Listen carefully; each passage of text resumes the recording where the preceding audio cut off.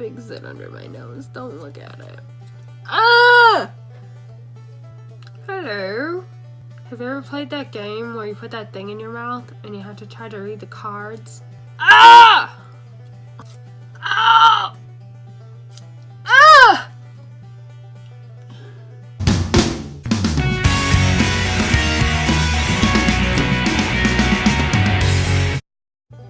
Hello, welcome to my channel. If you're new here, thanks for watching. Thanks for tuning in.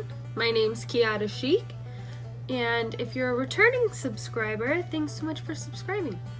Today is eyebrow day because we gotta do some maintenance on this face. Some maintenance on the face. Okay, I, myself, have naturally blonde eyebrows and eyelashes and a mustache. So in this video today, we're gonna do dyeing our eyebrows. We're gonna wax our eyebrows, we're gonna wax our nose hairs, and our mustache. Anyway, I'm gonna tell you some do's and don'ts, and hopefully you learned something from this video. So if you're interested in all that, then keep on watching. For those of you wondering if you should listen to what I have to say, I mean, you don't have to, but I am a licensed cosmetologist and a licensed cosmetology educator here in the state of Texas. So take that information and roll with it. The kit that I use to color my eyebrows lately has been this tint kit by Godefroy.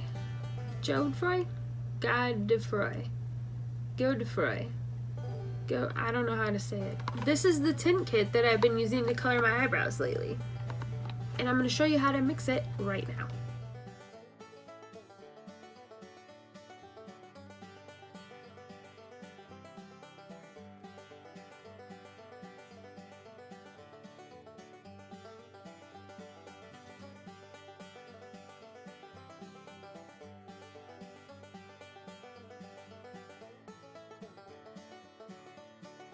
So me being naturally blonde facial haired person, I kind of go a little bit extra and dye them like almost black.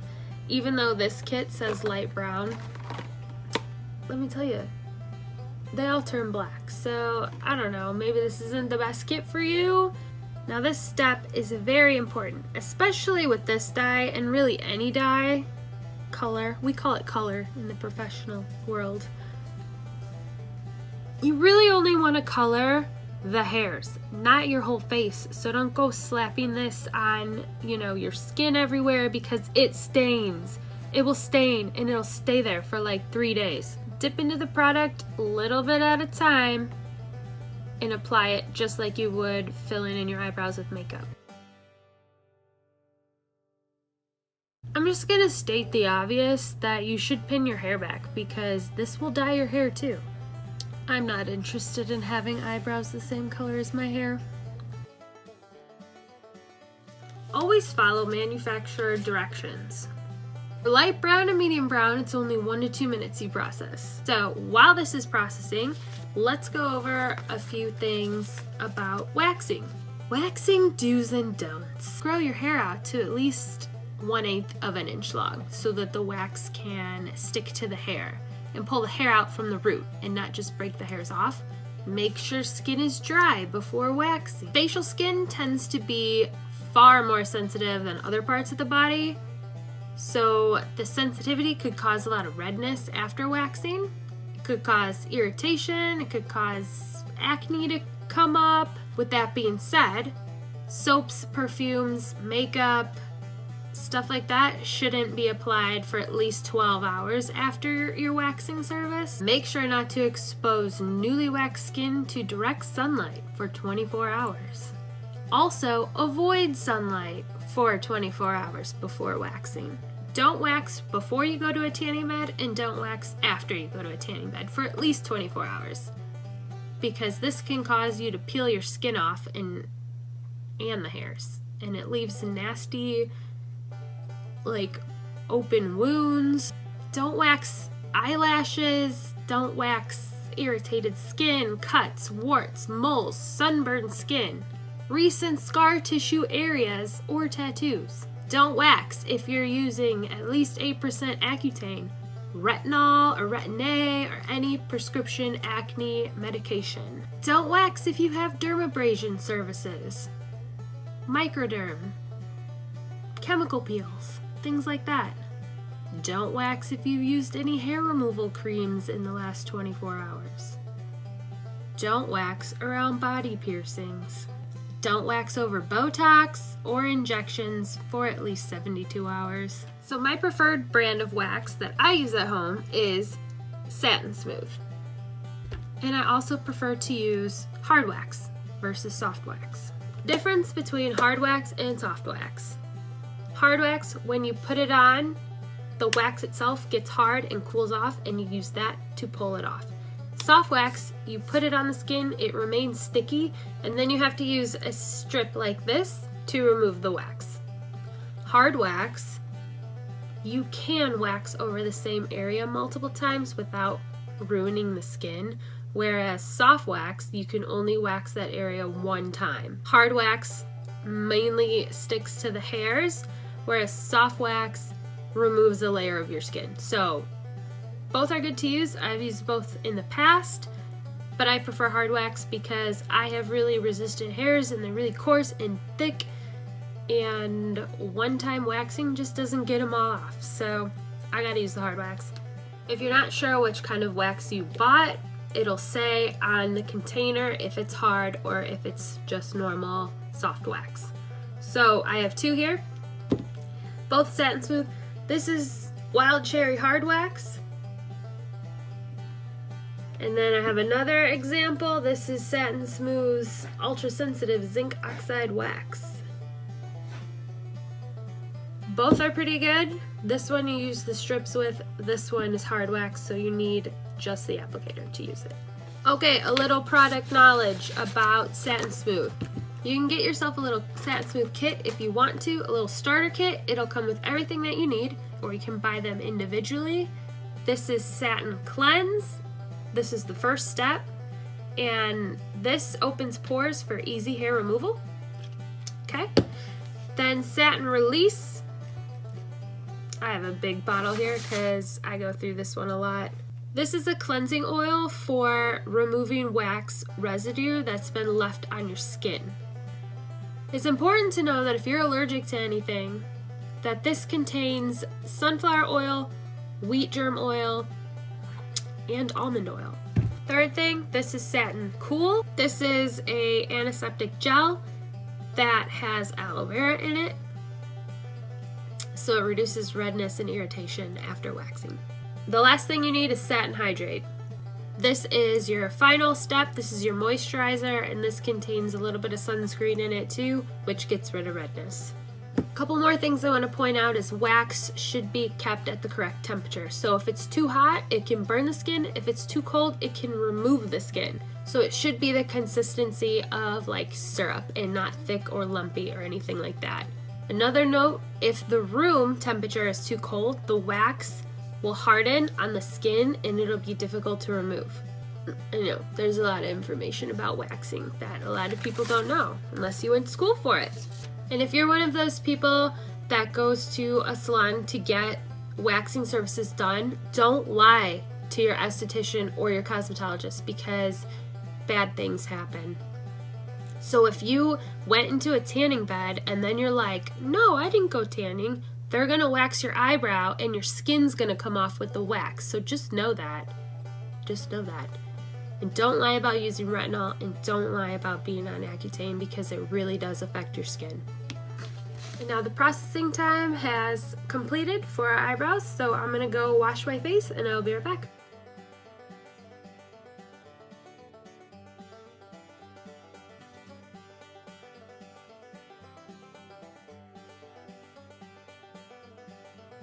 See, I told you it stains your skin. That's why it's important to color in between the lines. We're gonna wax eyebrows, nose, and lips. We all got a mustache, you know? First we gotta prep the skin. Take a little bit of that. Prep the skin. prep the skin first. Grab your applicator, grab your wax, and you're gonna apply this going in the direction of the hair growth, okay? In the direction of the hair growth.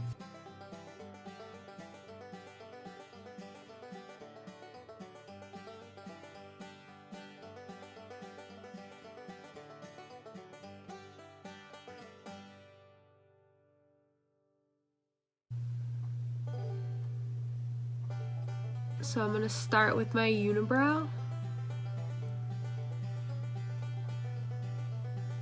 Don't double dip in the wax, especially if you're performing a service on somebody. That's not sanitary.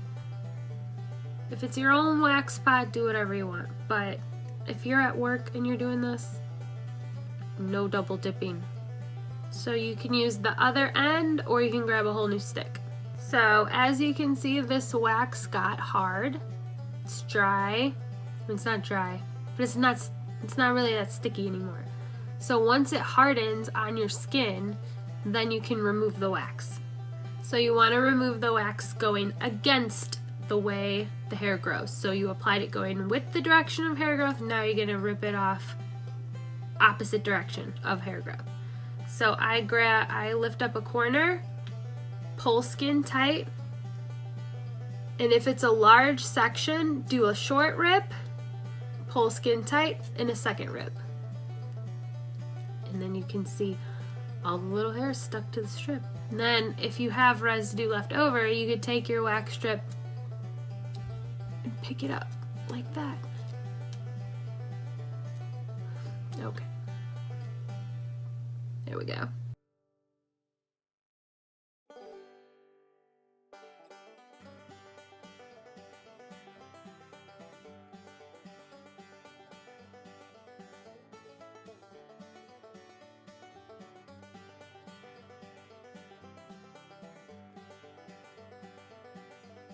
So you can multitask.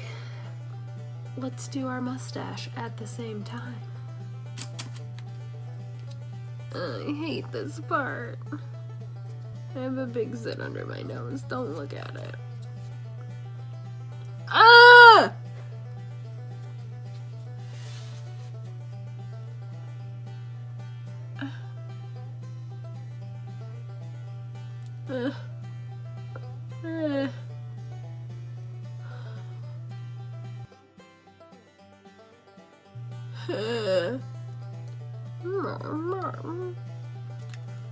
Hello.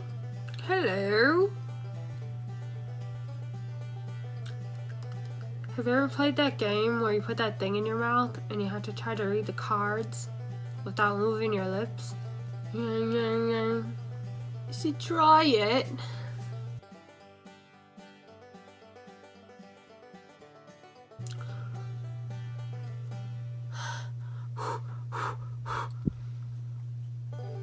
Oh, I can't do it. Ah! Just do it. Just gotta do it. Oh. You just gotta do it. You just take a deep breath and do it.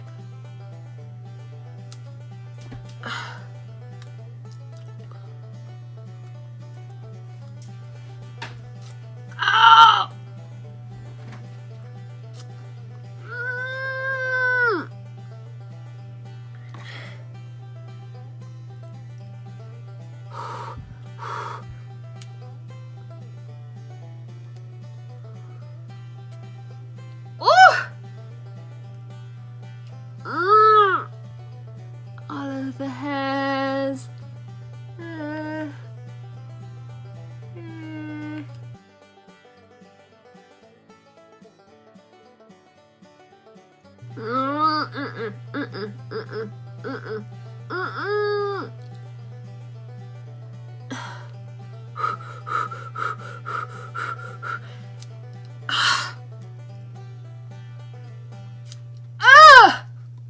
It's less painful when someone else does it for you. Okay, the last thing we have to wax is inside our nose.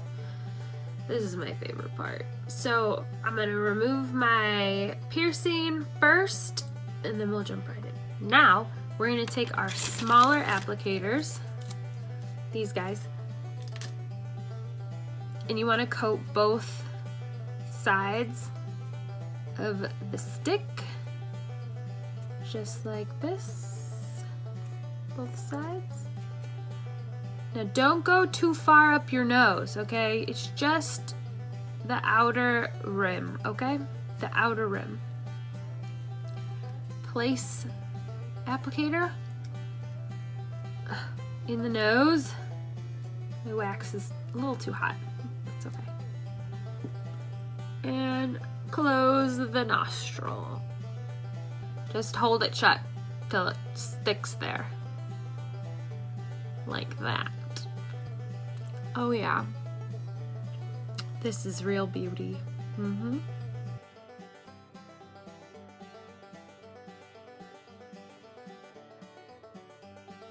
Once they've hardened, all you're gonna do is pull, okay? Just pull it out. Ow! This is the ugly truth, okay? We all have nose hairs. All of us. Except for me, because I just waxed mine away. You're gonna wanna get different angles of the nose because one time isn't gonna do it, okay? This is what the celebrities do. Sure of it. Sure of it. Oh no! God, I caught it. This is what happens when your wax is too hot.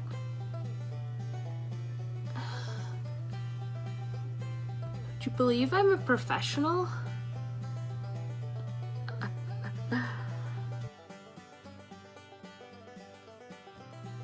All done. So now we have to get rid of all the wax residue left on our face. I'm gonna take our satin release on a cotton.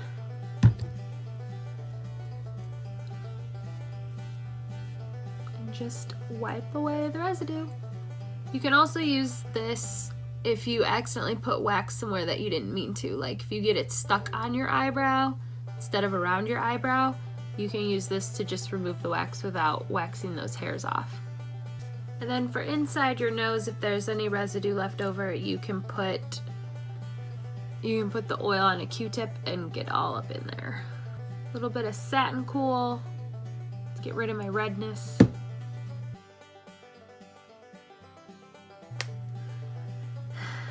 a little bit of this on there. And that's it. Thanks for watching my video. Hope you enjoyed it, hope you learned something, and I'll see you again next time.